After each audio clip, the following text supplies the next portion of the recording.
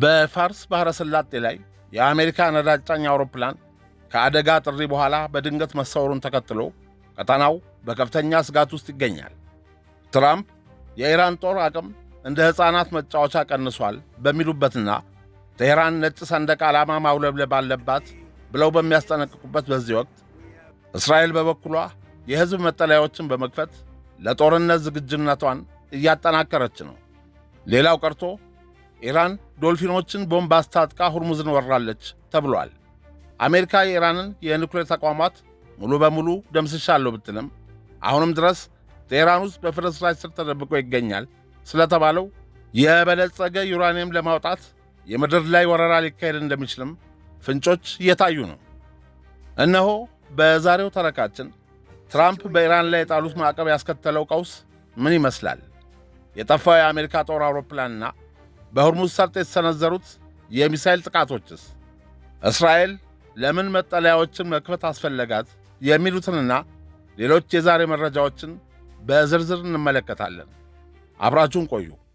የባንክ ብድር የተመቻቸላቸውን አፓርትመንት ቤቶች እየፈለጉ ነው? በመሃል ከተማ ከ5 በላይ ዘመናዊ ኮመርሻል አፓርትመንቶችን በጥራት አጠናቆ ያስረከበው ድሪም ቢልደርስ ሪል ስቴት አሁንም በሲኤምሲ የተባበሩት አደባባይ አፍሪካ ኮንቬንሽን ሴንተር ፊት ለፊት በኢትዮጵያ የመጀመሪያውን ባለ 5 ኮከብ ሆቴል ያጠቃለለ ዘመናዊ ባለግቢ አፓርትመንት በ30 በመቶ የዋጋ ቅናሽ አቅርቧል። ከባለ 1 እስከ 3 መኝታ በተለያየ የካሬ አማራጭ እነሆ በ720 ሺህ ብር ቅድመ ክፍያና በ50 በመቶ የባንክ ብድር ዕድል ኑሮውን ያዘምኑ። ቅናሹ ሊጠናቀቅ 7 ቀናት ብቻ ስለቀሩት አሁኑኑ በ0992 52 94 48 ይደውሉ።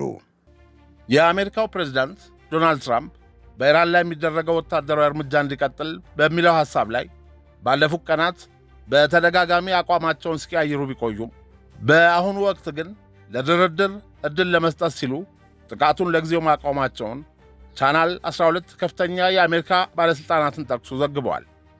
እንደ ዘገባው መረጃ ከሆነ ትራምፕ ባለፈው ሳምንት አዲስ የጥቃት ማዕበል እንዲሰነዘር ትዕዛዝ ለመስጠት በጣም ተቃርቦ የነበረ ቢሆንም ኢራን ጦርነቱን ለማቆም የሚያስችል የተሻሻለ የውል ሐሳብ በማቅረቧ በመጨረሻው ሰዓት ሐሳባቸውን ቀይረዋል።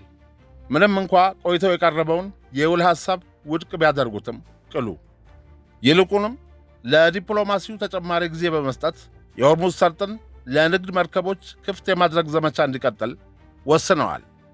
ትራምፕ ከዋይት ሃውስ ውጭ ባሉ አማካሪዎቻቸው ውጊያው እንዲቀጥል ከፍተኛ ጫና እየተደረገባቸው ቢሆንም ባለሥልጣናቱ እንደሚሉት ግን ፕሬዚዳንቱ አሁንም ቢሆን የድርድር አማራጮችን መጨረስን ይመርጣሉ።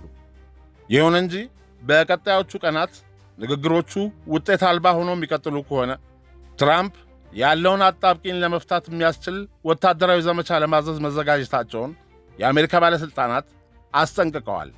የልጃቸውን ባል ጃሬድ ኩሽነርን ጨምሮ የትራምፕ አማካሪዎች ከኢራን ጋር ያለውን ልዩነት በማጥበብ ረገድ መሻሻሎች እየታዩ መሆኑን ለፕሬዝዳንቱ የገለጹ ቢሆንም ከኢራን ውጭ ጉዳይ ሚኒስትር አባስ አራክቺ ጋር የሚደረስ ማንኛውም ስምምነት በአብዮታዊ ዘቡ ጦር ዘንድ ተቀባይነት እንደሚያገኝ ዋስትና እንደሌለው አስታውቀዋል። ፕሬዝዳንት ዶናልድ ትራምፕ የኢራንን ወታደራዊ አቅም አናሳ አድርገው በመግለጽ ቴህራን የእጅ መስጠት ነጭ ሰንደቅ ዓላማ ማውለብለብ አለባት ቢሉም ኩራታው ግን ይህንን ለማድረግ እንደከለከላት ተናግረዋል። ትራምፕ በኦቫል ኦፊስ ለጋዜጠኞች እንደገለጹት የኢራን ጦር አቅም እንደ ሕፃናት የሽጉጥ መጫወቻ ቀንሷል። እንዲሁም ቴህራን በይፋ የጦርነት ዛቻ ብታሰማም በግል ግን ስምምነት ለማድረግ ትፈልጋለች ብለዋል። ጨዋታ ይጫወታሉ፣ ነገር ግን ልንገራችሁ ስምምነት ማድረግ ይፈልጋሉ። ወታደራዊ አቅምህ ሙሉ በሙሉ በጠፋበት ሁኔታ ማንም ስምምነት ማድረግ አይፈልግም ሲሉም አክለዋል።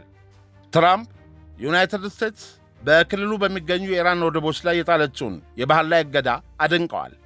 እገዳው እንደ ብረት የጠነከረ ነው። ማንም ይህንን እገዳ የሚገዳደር የለም። በጣም ውጤታማ እየሆንም ይመስለኛል ብለዋል። ኢራን የተኩስ አቁም ስምምነቱን ለመጣስ ምን ማድረግ ይኖርባታል ተብለው ሲጠየቁም ትራምፕ ያንን በጊዜው ታውቃላችሁ፣ ምክንያቱም እኔው ራሴ ያሳውቃቸዋለሁ፣ እነሱ ምን ማድረግ እንደሌለባቸው ያውቃሉ ሲሉ ምላሽ ሰጥተዋል። ትራምፕ በማጠቃለያቸውም ኢራን የእጅ መስጠት ነጭ ሰንደቅ ዓላማዋን ማዘጋጀት አለባት ካሉ በኋላ ይህ እውነተኛ ፍልሚያ ቢሆን ኖሮ ያቆሙት ነበር ብለዋል። ምሽት እንደወጡ ዘገባዎች ከሆነ አንድ የአሜሪካ ጦር የነዳጅ መሙያ አውሮፕላን በፋርስ ባሕረ ሰላጤ ላይ በኢራን አቅራቢያ እየበረረ ባለበት ወቅት የአደጋ ጊዜ ጥሪ ካስተላለፈ በኋላ መጥፋቱ ታውቋል። ፍላይት ራዳር 24 የተሰኘው የበረራ ቁጥጥር ተቋም እንደገለጸው ቦይንግ ኬሲ 135 ስትራቶ ታንከር የተሰኘው ይህ አውሮፕላን በተባበሩት አረብ ኤምሬትስ ከሚገኘው አልዳፍራ አየር ኃይል ካምፕ የተነሳ ሲሆን ዓለም አቀፍ የአደጋ ምልክት ካስተላለፈ በኋላ በኳታር አቅራቢያ በድንገት የምልክት ግንኙነቱ ተቋርጧል። ይህ ክስተት የተሰማው የተባበሩት አረብ ኤምሬትስ የአየር መከላከያ ኃይሏ ከኢራን የተሰነዘሩ የሚሳኤልና የድሮን ጥቃቶችን ለማክሸፍ እየሠራ መሆኑን ባወጀችበት ወቅት ነው። ባለሥልጣናት እንደሚሉ ከሆነ ቴህራን ቢያንስ 12 የሚሆኑ ሚሳኤሎችንና ድሮኖችን የተኮሰች ሲሆን አንደኛው በፉጃይራ የሚገኝ የነዳጅ ማከማቻን በመምታቱ 3 ሰዎች መቁሰላቸው ተገልጿል። የኬሲ 135 ስትራቶ ታንከር በ1957 በአሜሪካ አየር ኃይል ውስጥ አገልግሎት መስጠት የጀመረ ወታደራዊ የአየር ላይ ነዳጅ መሙያ አውሮፕላን ነው። አውሮፕላኑ ሌሎች አውሮፕላኖች ሳያርፉ ረጅም ርቀት እንዲበሩና ተልዕኳቸው እንዲቀጥሉ ለማስቻል በአየር ላይ ነዳጅ የመሙላት ተቀዳሚ ተግባር ያለው ሲሆን በተጨማሪም የቆሰሉ ሰዎችን ለሕክምና ለማጓጓዝ ወይም የስለላ ሥራዎችን ለማከናወን ጥቅም ላይ ይውላል። እንደ ነዳጅ ማከማቻው አቀማመጥ ሁኔታ እስከ 83,000 ፓውንድ የሚደርስ ጭነት መሸከም የሚችለው ይህ አውሮፕላን መደበኛ የበረራ ቡድኑ አብራሪ፣ ረዳት አብራሪና የነዳጅ ማስተላለፊያውን የሚቆጣጠር ባለሙያን ያካትታል። በ2025 የአሜሪካ አየር ኃይል 376 የኬሲ 135 አውሮፕላኖች የነበሩት ሲሆን ከእነዚህም ውስጥ 151ዱ ንቁ አገልግሎት ላይ ያሉ፣ 163ቱ በብሔራዊ የአየር ጥበቃ ስር የሚገኙና 62ቱ ደግሞ በአየር ኃይል ተጠባባቂ ውስጥ የሚገኙ ናቸውም ተብሏል። ይህ በእንዲህ እንዳለ አንድ የአሜሪካ ባለሥልጣንና ጉዳዩን የሚያውቁ ምንጭ እንደገለጹት የትራምፕ አስተዳደር ከፍተኛ ባለሥልጣን ለኢራን በሰጡት መረጃ ዩናይትድ ስቴትስ መርከቦችን በሆርሙዝ ሰርጥ በኩል ለመምታት ወታደራዊ ዘመቻ እንደምትጀምር በማሳወቅ ቴህራን ጣልቃ እንዳትገባ አስጠንቅቀዋል። የዚህ ጉዳይ አስፈላጊነትም ይህ የግል መልእክት ዋይት ሃውስ ሊፈጠር የሚችለውን የሁኔታዎች መባባስ ስጋን ለመቀነስ መፈለጉን የሚያሳይ መሆኑ ነው። ሆኖም ይህ ማስጠንቀቂያ ቢሰጥም ኢራናውያን በአሜሪካ የባሕር ኃይል መርከቦች፣ በንግድ መርከቦችና በተባበሩት አረብ ኤምሬትስ ላይ ተከታታይ ጥቃቶችን ሰንዝረዋል። የአሜሪካ ማዕከላዊ ሴንትኮም አዛዥ አድሚራል ብራድ ኩፐር እንደገለጹት ኢራን በሆርሙዝ ላይ በሚገኙ የአሜሪካ የንግድና ወታደራዊ መርከቦች ላይ የክሩዝ ሚሳይሎችን፣ ድሮኖችንና ትናንሽ ጀልባዎችን በመጠቀም ጥቃት ሰንዝራለች። አድሚራሉ በሰጡት መግለጫ ጣልቃ ለመግባት የሞከሩ 6 የኢራን ትናንሽ ጀልባዎች በአሜሪካ ኃይሎች መደምሰሳቸውን ገልጸው የኢራን የባሕር ኃይል ተሽከርካሪዎች በአካባቢው ካሉ የአሜሪካ ወታደራዊ ሀብቶች ርቀው እንዲቆዩ አጥብቀው መክረዋል። ሆኖም የኢራን ብሔራዊ የዜና ወኪል ይህንን የአድሚራሉን መግለጫ ውድቅ በማድረግ የተደመሰሰ ምንም አይነት ፈጣን ጀልባ የለም ሲል ምላሽ ሰጥቷል። ከዚህ ባለፈም የኢራን አብዮታዊ ዘብ መርከቦች በሆርሙዝ የውሃ መስመር ላይ እሱ በፈቀደው አቅጣጫ ብቻ እንዲጓዙ አስጠንቅቋል። የኢራን አብዮታዊ ዘብ የባሕር ኃይል በሆርሙዝ በኩል የሚያልፉ መርከቦች ኢራን ቀደም ሲል ካጸደቀቻቸው የመተላለፊያ መስመሮች ውጭ እንዳይወጡ አዲስ ማስጠንቀቂያ አስተላልፏል። ፋርስ የዜና ወኪል እንደዘገበው አብዮታዊ ዘቡ ባስተላለፈው መልእክት በጠባቡ የውሃ መስመር በኩል ለማለፍ ያሰቡ መርከቦች በሙሉ በሆርሙዝ በኩል ለመተላለፍ ብቸኛው አስተማማኝ መንገድ ኢራን ቀደም ሲል ያሳወቀችው ኮሪደር ብቻ መሆኑን እናሳስባለን። ከዚህ መስመር ውጭ የሚደረግ ማንኛውም እንቅስቃሴ ደህንነቱ ያልተጠበቀ በመሆኑ በአብዮታዊ ዘቡ የባሕር ኃይል ጠንካራ እርምጃ ይወሰድበታል ብሏል።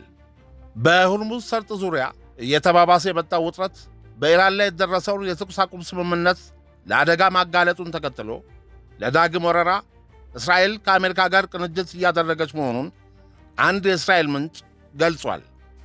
ይህ ቅንጅት በኢራን የኃይል መሠረተ ልማቶችና በከፍተኛ የኢራን ባለሥልጣናት ላይ ያነጣጠረ የግድያ እርምጃን ጨምሮ አዲስ የጥቃት ዙር ዝግጅትን ያካተተ ሲሆን አብዛኞቹ ዕቅዶች በሚያዝያ ወር መጀመሪያ ላይ ከተደረገው የተኩስ አቁም ስምምነት ዋዜማ ጀምሮ ተዘጋጅተው ለተፈጻሚነት ዝግጁ የነበሩ ናቸው ተብለዋል።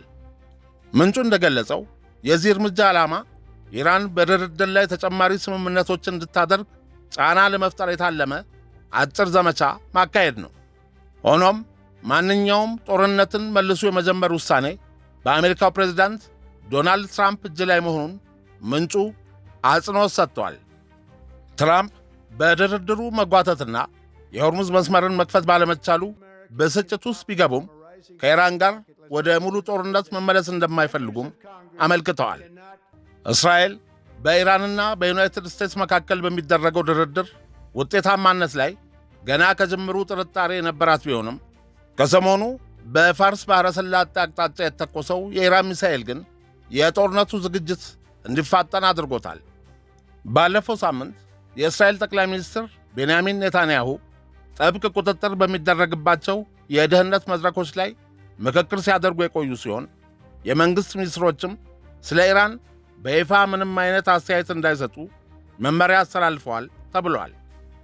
እስራኤል በኢራን ላይ የደረሰው የተኩስ አቁም ስምምነት ሊደፈርስ ይችላል በሚል ስጋት በመላ አገሪቱ የሚገኙ የሕዝብ መጠለያዎችን መክፈት የጀመረች ሲሆን በጥቂት ቀናት ውስጥ ወደ ጦርነት ለመመለስ ዝግጅት እያደረገች መሆኑ ተገልጿል። ማሪቭ የተሰኘው የእስራኤል ጋዜጣ ባወጣው ዘገባ መሠረት የእስራኤል ወታደራዊ ባለሥልጣናት በኢራንና በሊባኖስ አሁን ላይ ያለው ሁኔታ ዘላቂ ሊሆን እንደማይችልና በጥቂት ቀናት ውስጥ ወደ አዲስ የውጊያ ዙር ሊያመራ እንደሚችል ያምናሉ።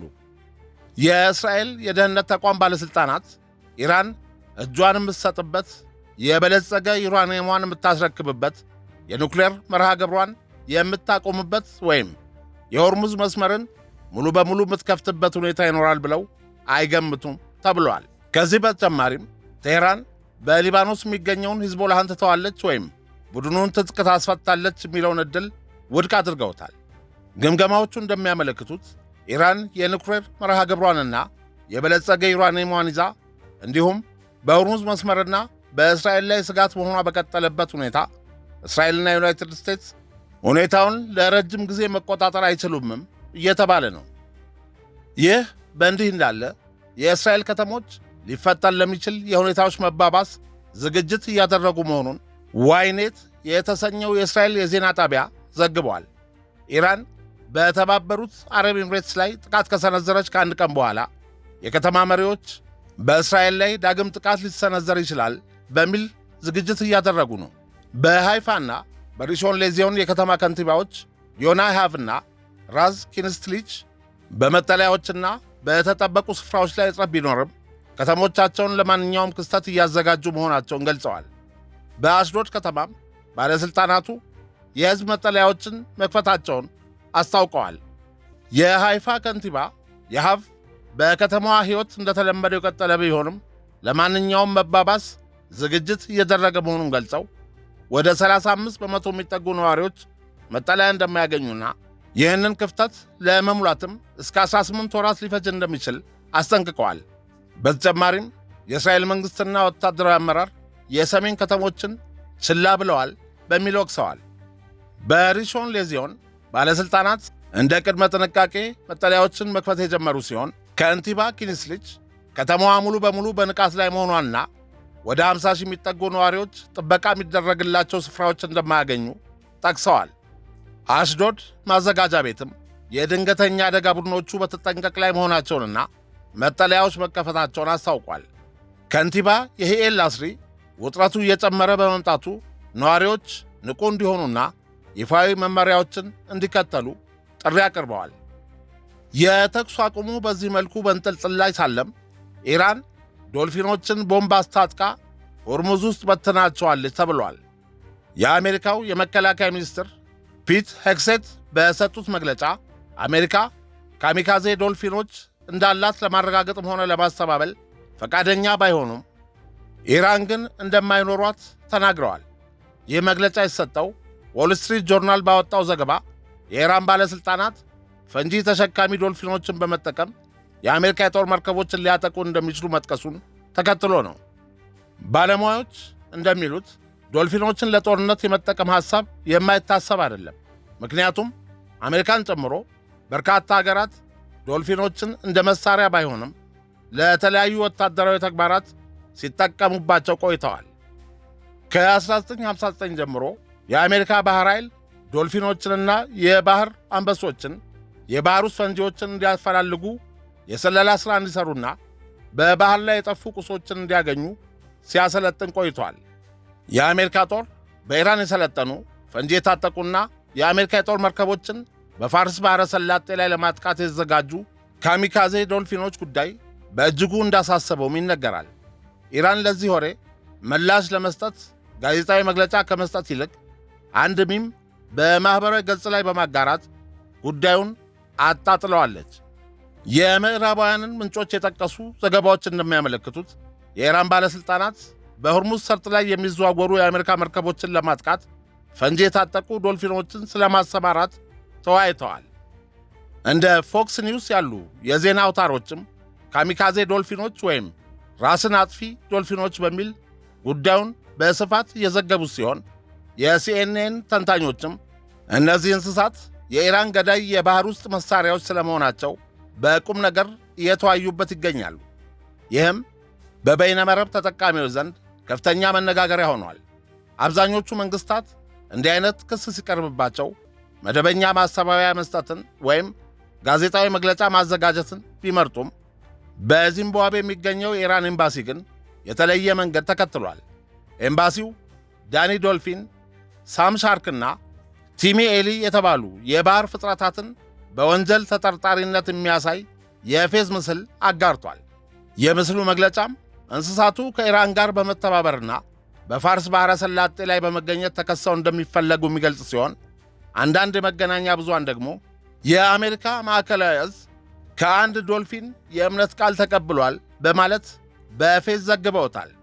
ይህ የማኅበራዊ ገጽ መልእክት በኢራን ደጋፊዎችም ሆነ በሌሎች ዘንድ በከፍተኛ ሁኔታ የተሰራጨ ሲሆን ብዙዎችንም አስቆጥቷል።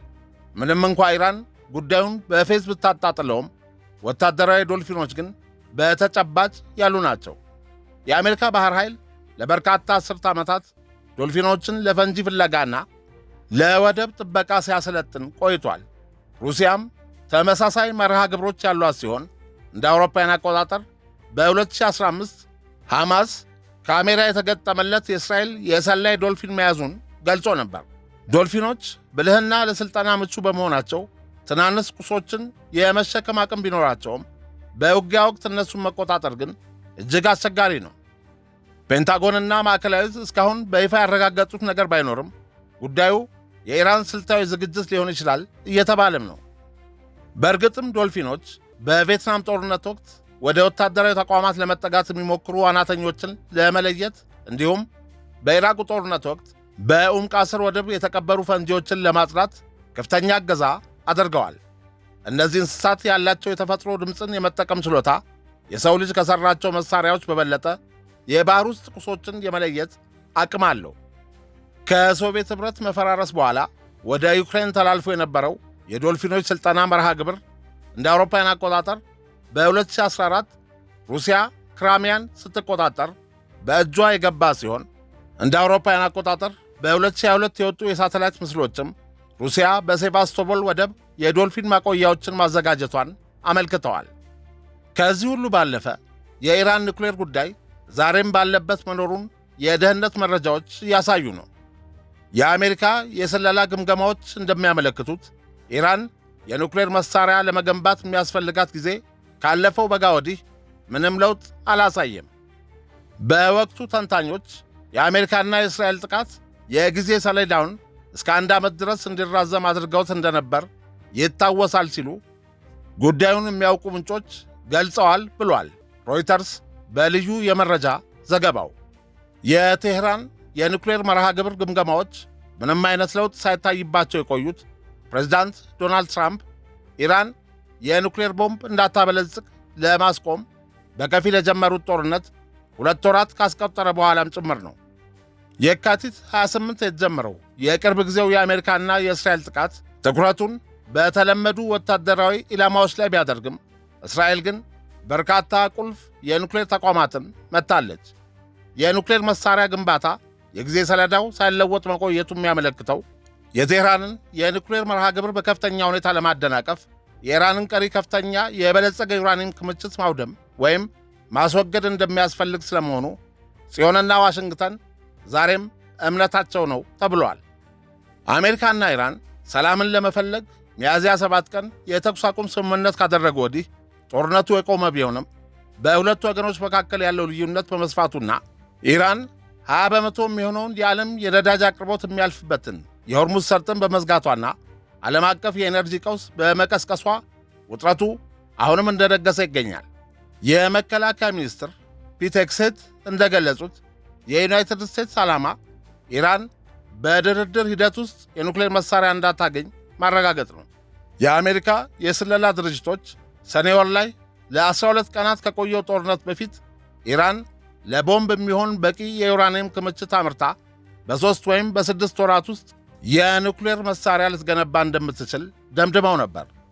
ዩናይትድ ስቴትስ በናታንዝ በፎርዶ እና በኢስፋሃን የኑክሌር ተቋማት ላይ ጥቃት ካደረሰች በኋላ ግን የስለላ ግምገማዎች ይህ የጊዜ ሰሌዳ ከ9 ወር እስከ 1 ዓመት እንዲራዘም አድርገውታል። ጥቃቶቹ በወቅቱ ሥራ ላይ የነበሩትን 3 የማበልጸጊያ ፋብሪካዎችን አውድመዋል ወይም ክፉኛ ጎድተዋል። ሆኖም የተባበሩት መንግሥታት ድርጅት የኑክሌር ተመልካች ተቋም እስከ 60 በመቶ የበለጸገውን 440 ኪሎ ግራም ዩራኒየም ያለበትን ቦታ ማረጋገጥ አልቻለም። ተቋሙ ግማሹ በኢስፋሃን የኑክሌር ምርምር ማዕከል ውስጥ በሚገኝ የመሬት ውስጥ መተላለፊያ ውስጥ ተከማችቷል ብሎ ቢያምንም ፍተሻዎች በመቋረጣቸው ምክንያት ይህንን ማረጋገጥ አልተቻለም። ዓለም አቀፉ የአቶሚክ ኢነርጂ ኤጀንሲ እንደገመተው በአሁኑ ወቅት ያለው አጠቃላይ የበለጸገ ዩራኒየም ክምችት ተጨማሪ ማበልጸጊያ ቢደረግለት ለ10 ቦምቦች ይበቃል። የዋይት ሃውስ ቃል አቀባይ ኦሊቪያ ዌልስ የሰኔ ወሩንና የየካቲቱን ወታደራዊ ዘመቻዎች በመጥቀስ ሲናገሩ ኦፕሬሽን ሚድናይት ሃመር የኢራንን የኑክሌር ተቋማት ሲያፈራርስ፣ ኦፕሬሽን ኤፒክ ፊውሪ ደግሞ ኢራን ለኑክሌር መሳሪያ ፍለጋዋ እንደ መከላከያ ብትጠቀምበት የነበረውን ወታደራዊ የኢንዱስትሪ መሠረት በማውደም ያንን ስኬት አጠናክሮታል ብለዋል። አክለውም ፕሬዚዳንት ትራምፕ ኢራን የኑክሌር መሳሪያ በፍጹም ሊኖራት እንደማይችል ግልጽ አድርገዋል፣ እሳቸው ደግሞ ቀልድ አያውቁም ሲሉ ተናግረዋል። የቴህራንን የኑክሌር መርሃ ግብር ማቆም ዋነኛው የአሜሪካ ግብ መሆኑ ብዙ የተባለለት ነው። ፕሬዚዳንት ትራምፕን ጨምሮ ከፍተኛ የአሜሪካ ባለሥልጣናት የኢራንን የኑክሌር መርሃ ግብር ማስወገድ የጦርነቱ ዋነኛ ዓላማ መሆኑን በተደጋጋሚ ይጠቅሳሉ። ምክትል ፕሬዚዳንት ጄዲ ቫንስ ሚያዝያ 2 ቀን በኤክስ ገጻቸው ላይ ኢራን የኑክሌር መሳሪያ እንድታገኝ በፍጹም ሊፈቀድላት አይገባም፣ የዚህ ዘመቻ ግብም ይኸው ነው ሲሉ ጽፈዋል። ምንጮች እንደሚሉ ከሆነ ኢራን መሳሪያውን ለመገንባት የሚያስፈልጋት ጊዜ ሳይለወጥ መቆየቱ በከፊል የቅርብ ጊዜው የአሜሪካና የእስራኤል ወታደራዊ ዘመቻ ትኩረት ነጸብራቅ ነው። እስራኤል በመጋቢት ወር መጨረሻ ላይ አንድ የዩራኒየም ማቀነባበሪያ ተቋምን ጨምሮ ከኒውክሌር ጋር የተያያዙ ኢላማዎችን ብትመታም የአሜሪካ ጥቃቶች ግን ትኩረታቸውን ያደረጉት በተለመዱ ወታደራዊ አቅሞች፣ በኢራን አመራሮችና በወታደራዊ ኢንዱስትሪ መሠረቷ ላይ ነው። አንዳንድ ተንታኞች እንደሚሉት ከሆነ ደግሞ የግምገማው ውጤት ሳይለወጥ የቆየው የሰኔውን ወታደራዊ እርምጃ ተከትሎ በቀላሉና በደህንነት ሊወድሙ የሚችሉ ዋና ዋና የኒውክሌር ኢላማዎች በመጥፋታቸው ሊሆን ይችላል። ቀደም ሲል በኢራን የኒውክሌር መርሃ ግብር ግምገማዎች ላይ ከፍተኛ የአሜሪካ የስለላ ተንታኝ የነበሩት ኤሪክ ብሬወር የቅርብ ጊዜዎቹ የአሜሪካ ጥቃቶች ለኒውክሌር ተዛማጅ ኢላማዎች ቅድሚያ ስላልሰጡ ግምገማዎቹ አለመቀየራቸው አያስደንቅም ብለዋል። በአሁኑ ወቅት በኒውክሌር ስጋት ኢኒሼቲቭ የጦር መሳሪያ ቁጥጥር የጥናት ማዕከል ምክትል ፕሬዚዳንት የሆኑት ብሬወር እስከምናውቀው ድረስ ኢራን አሁንም ሁሉንም የኒውክሌር ቁሳቁሶቿን እንደያዘች ነው። እነዚያ ቁሳቁሶችም ምናልባት የአሜሪካ ጥይቶች ሰብረው ሊገቡባቸው በማይችሉ ጥብቅ የመሬት ውስጥ ስፍራዎች ውስጥ ሳይቀመጡ አይቀሩም ሲሉ ገልጸዋል። ባለፉት ሳምንታት የአሜሪካ ባለሥልጣናት የኢራንን የኒውክሌር ጥረት በእጅጉ ሊያደናቅፉ የሚችሉ አደገኛ ክንዋኔዎችን ሲያጠኑ ቆይተዋል። ከእነዚህ አማራጮች መካከል በኢስፋሃን ሳይት በሚገኘው የመተላለፊያ ዋሻ ውስጥ ተከማችቷል ተብሎ የሚታመነውን ከፍተኛ የበለጸገ ዩራኒየም ለማምጣት የሚደረጉ የምድር ላይ ወረራዎች ይገኙበታል። ኢራን የኒውክሌር መሳሪያ ለመስራት እንደምትፈልግ በተደጋጋሚ ብታስተባብልም የአሜሪካ የስለላ ድርጅቶችና ዓለም አቀፉ የአቶሚክ ኢነርጂ ኤጀንሲ ቴህራን በ2003 የጦር መሳሪያ የማበልጸግ ጥረቷን አቁማለች ይላሉ። ሆኖም አንዳንድ ባለሥልጣናትና እስራኤል ኢራን የፕሮግራሙን ቁልፍ ክፍሎች በሚስጥር እንደያዘች ዛሬም ይከራከራሉ። የኢራንን የኒውክሌር አቅም በትክክል መገምገም ለዓለም መሪ የስለላ ተቋማት እንኳን አስቸጋሪ እንደሆነ ባለሙያዎች ይናገራሉ። በርካታ የአሜሪካ የስለላ ድርጅቶች የኢራንን የኒውክሌር መርሃ ግብር በተናጠል ያጠኑ ሲሆን ምንጮች ኢራን የኒውክሌር መሳሪያ የመገንባት አቅም እንዳላት ሰፊ ስምምነት መኖሩን ቢገልጹም አልፎ አልፎ ልዩነት ያላቸው ግምገማዎች ይወጣሉ። የኢራን የኒውክሌር ምኞት የስለላ ግምገማዎች ከሚጠቁሙት በላይ ወደ ኋላ ቀርቶ ሊሆን የሚችልበት ዕድል አለ። የአሜሪካው የውጭ ጉዳይ ሚኒስትር ማርኮ ሩቢዮን ጨምሮ አንዳንድ ባለሥልጣናት እንደሚከራከሩት ዩናይትድ ስቴትስ በኢራን የአየር መከላከያ ላይ ያደረሰችው ጥቃት ኢራን ወደፊት የኒውክሌር መሳሪያ ለመስራት ብትወስን እንኳ ተቋሞቿን የመከላከል አቅሟን ስለቀነሰው የኒውክሌር ስጋቱን ቀንሶታል።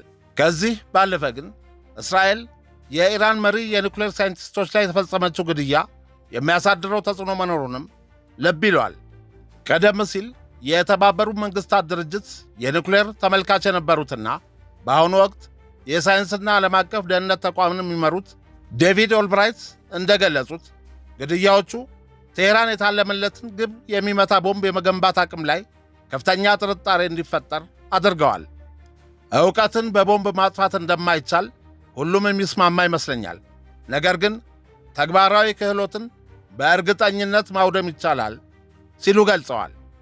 እናስ ኢራን በትክክል የሚያጣችው ምንድን ነው?